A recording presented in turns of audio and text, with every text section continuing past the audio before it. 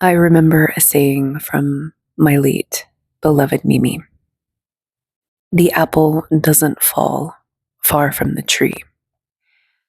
And the reason I love this saying is that it is applicable not only in generational curses, but in shadow work and understanding our patterns, as well as the certain behavior paradigms that were installed in each of us and modeled to us by our parents, grandparents. This is what I mean by the generational curses. Although it doesn't always have to be negative, there can also be beautiful things that we learn too. But when we're talking about shadow work, very often people come to me when they are trying to change something in their life. And the pain that they're feeling is often the direct impetus for reaching out, for finally doing something different. It's amazing to me how, at certain points on our healing journey, particularly in the beginnings, we need pain, soul crushing pain, to finally examine what's breaking down in our lives. And then when we start to understand this shadow work journey and the self mastery journey, we can embrace changing preemptively without pain. And this is why ongoing personal work with a coach, therapist, content creators, self help is really, really valuable. When we have behavioral manifestations in our lives, what can happen is that we don't understand why things are breaking down. We just understand that we feel bad. And at first, many clients that I speak with have this mindset that I used to have too. I'm smiling right now because it's like, if they would just do this thing differently, then I would feel better.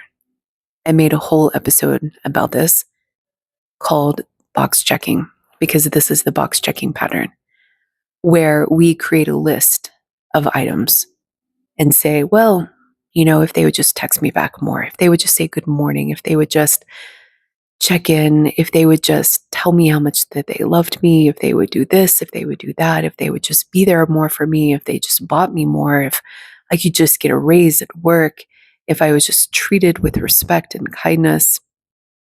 And yes, in some instances, these are symbolic gestures that indicate to us that we are valued and loved and that we are held. But I find that when we have shadow work to do, there's a tendency for the mind to latch on to the lack and to identify whatever lack we perceive is the problem. And then we try to discuss our way into changing other people. And we negotiate and we write lists. Sometimes we make demands. Sometimes we yell. And if we're not careful, the balance can be shifted from asking people to accommodate us and becoming dictators in our personal lives. When we are experiencing pain due to relationships breaking down, let's just say something not going our way, our first inclination is to observe the wrongdoings of somebody else. And very often we want to keep them accountable. And I work with people who sometimes are in various states of distress because things are really not going the way that they want. And their self-esteem is tied to the interplays of their relationship. So when things are starting to break down, they feel it really, really hard. they may not show it to the world. They may carry on like professional badasses and managing things completely, and nobody is none the wiser. But deep down, they're actually really, really fragile and hurting sometimes. Not everybody, of course, but some people are so guarded and shielded and hidden that they only allow certain people to see just how vulnerable and sensitive they really are. So you never know when you're operating in the world how somebody's really doing, is the point. And when I work with people in extreme states of distress, it is heartbreaking sometimes because I can see the mind, the trickery of the mind, and how the self esteem is hitched to the wrong post. And my job as a coach is to try to hitch it to a different post, a healthier post. And so what can happen is that a lot of time is spent walking people through their triggers or their experiences and trying to gently, ever so gently, sometimes directly, but sometimes you have to be very, very gentle, almost like a whisper of a touch, depending on where somebody is at. Help them see that what they want is not actually going to make them feel better. When patterns are deeply, deeply rooted within us, that apple falling not far from the tree is like we can't escape the wound that's actually inside of us. And that apple is the what is breaking down in our world. That's what we see.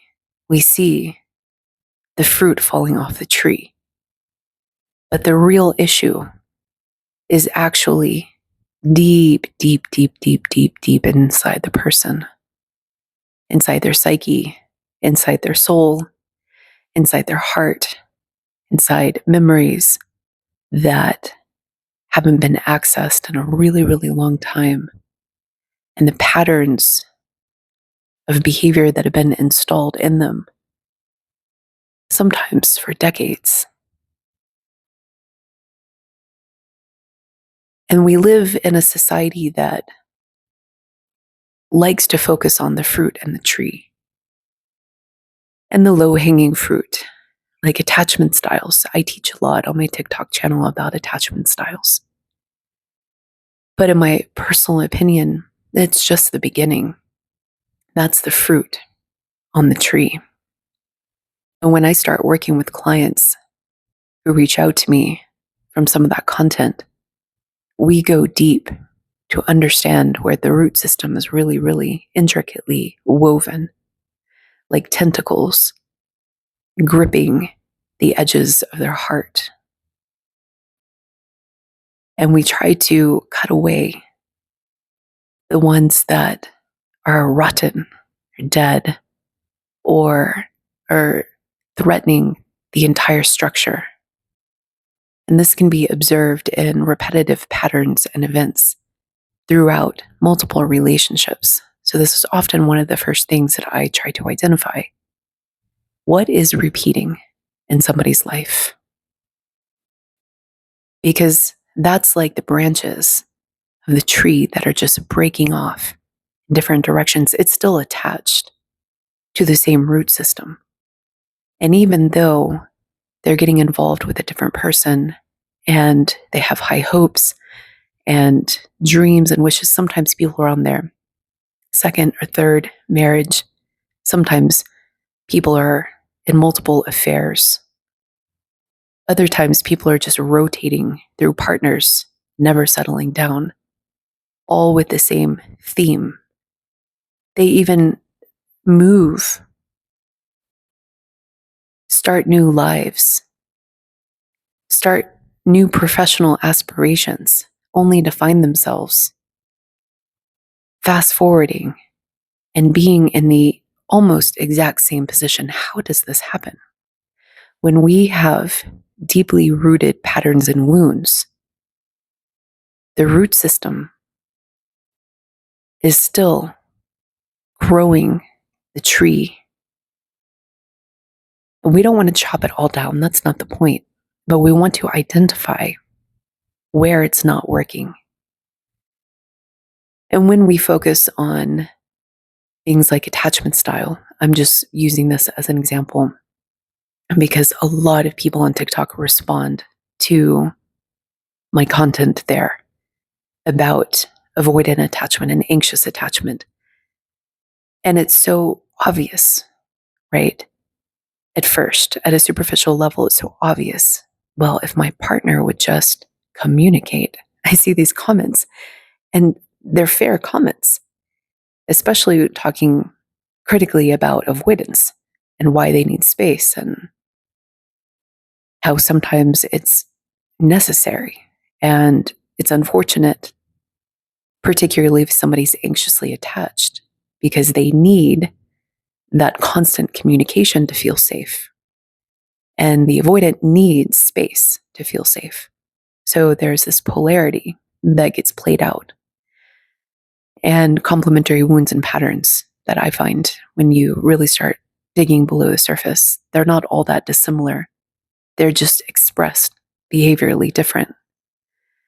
And so what happens is there's a lot of hate for certain attachment styles. Avoidant partners get a lot of criticism thrown at them in the comment sections of social media.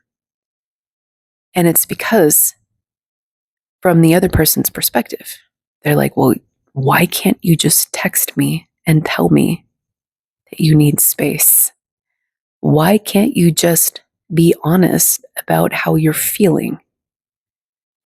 Why can't you just do this thing that's going to make me feel better? You see? And then from the avoidance perspective, they're like, why can't you just let me have peace and space without it being an issue?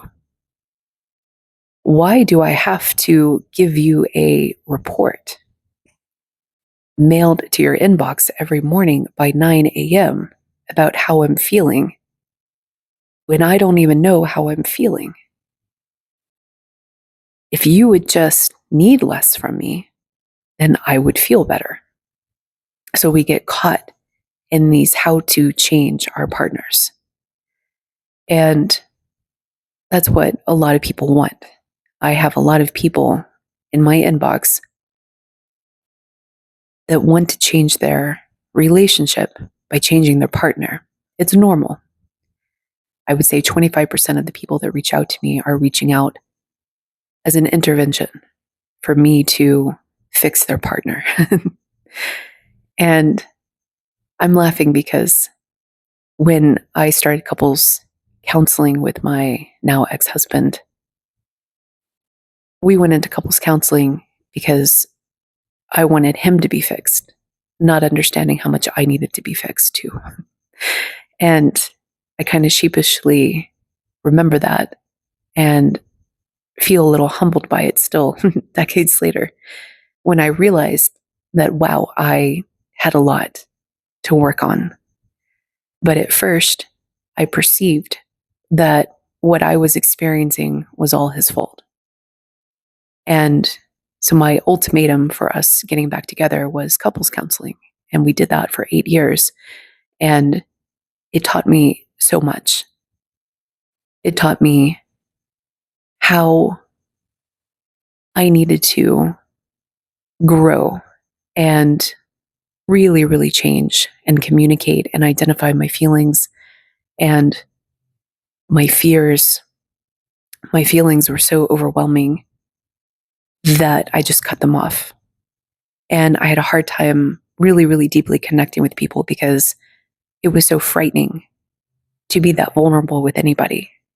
So I had this shell of a persona for a long time and was very selective about who I let in. I'm still selective, actually, but I consider that wisdom more than fear now. Now I would be friends with everybody, and I tried that for a little bit, and it just doesn't, it's not recommended. It's a great experiment, but there are some really unsavory people out there that haven't done the work, and uh, they bring karma with them. Just FYI, in case you wanted to just love everybody and, you know, send fairy dust and light to them and rainbows. Some of them come with torrential shitstorms. And if you're just in close proximity, then you can get swept up by it. It's like a tsunami of karma. So you do have to be mindful and selective and discerning, even after you open your heart, is the point. So it's normal to look at our partners and to drag them to couples counseling or to therapy or to a coach and to say, you're the problem. And I like to, when I receive those DMs, start asking questions about the person that is writing me if I feel that they're open to it, and sometimes they're not. It takes a certain amount of readiness to go that deep. And when we are focused on the fruit, focused on the other person, or how they're not showing up for us, like I am working with somebody now who I don't want to share too much of their story, not that you would know who they are, but just out of respect for them, who asked me last night, is my partner, they're in a soul contract. Very, very complicated, but beautiful soul contract. Really, really beautiful. And they asked me, is my partner ever going to take accountability? Because they're really going through a whiplash effect, which is par for the course with soul contracts. And I had to gently challenge them a little bit about why they needed that. Because what they wanted was that other person to take their negative feelings away. What they wanted was that other person to choose them right now, even though they're not ready. And even though that person has tried to choose them before, but because they weren't ready, they rejected them. So now they're just ping-ponging the rejection, but the timing is off. So one person wants to pursue and the other person isn't ready, so they reject. That causes this recoil reaction, lashing out, all sorts of sometimes horrible behaviors. Not in my client, but what they're receiving is unthinkable sometimes. Not abusive, but for the level of love and connection that they have, you wouldn't expect some of the things that have been said to them, especially from somebody who is so advanced in their practice. So these are not people that are callous.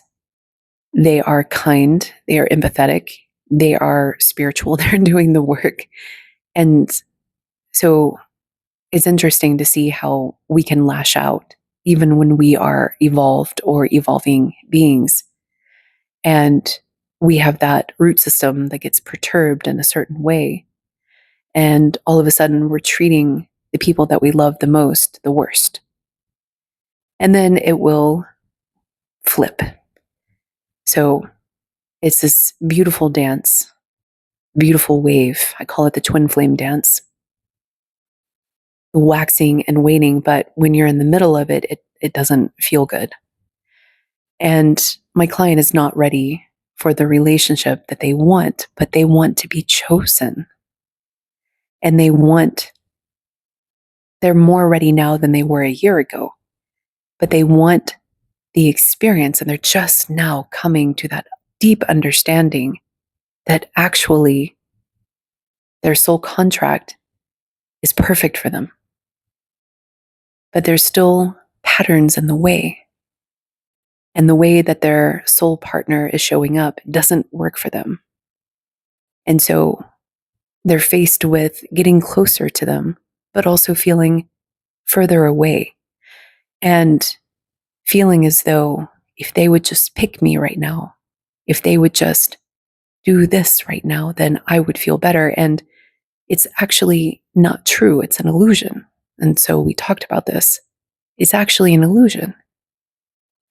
What we want is the negative experience to be sucked away from us. But in practice, what that looks like is that we have a list of demands and we say, well, if they just do this, this, and that, then I would feel better. Well, guess what happens when they do this, that, and that? The person doesn't feel better. And sometimes they actually reject them or they dismiss it or belittle it or make it a joke and shrug it off and say, I know you don't really mean that. Yeah, maybe in another life. I'm not talking about my client now, but this is what we do, right? When we're not actually ready. And so when we're focused on the fruit and we say, well, if they would just take accountability, if they would just do this, then it keeps us in this cycle of repetitious desiring and wanting and controlling the other person, only to find out that when that thing happens, we shoot it down or we don't show up for it or we don't take it seriously or we just outright reject it, causing more waves and problems. I see this time and time and time again. And so when we start to understand what we actually really want, what we actually really need, which is very often to come into center and to hitch our self-esteem to ourselves so it doesn't blow in the wind and doesn't get knocked over by somebody else's callousness, because we actually love ourselves, care about ourselves, understand our value and how we show up in the world. And then we let people join us in our life. And if they don't see and honor us, then we don't invite them closer. And it doesn't have to be a permanent exiting, but if we see that, okay, they're really not in the right place to be able to reciprocate, that I'm going to hold my own counsel, hold my own space, hold my own heart, take myself out for a date, and let them be them. And if they are going to be rude or dismissive or whatever it is, then they can do it in their own corner. They don't have to do it in my bed. They don't have to do it with me, texting you. That's what boundaries are for. And when we heal, really, really deeply heal and cut away the root system that is not working for us, that's when we allow for different parts of our tree to grow. And we allow for the curation of our self-image that is exactly who we want to be, that is not subjugated to other people's whims or desires or criticisms or perceived failures as they are projecting on top of us through their own wounded sense of identities, trying to get us to conform to a certain behavioral paradigm that makes them feel better. When we start to see these interplays in humanity, we start to break free of them and experience what I believe is true liberation.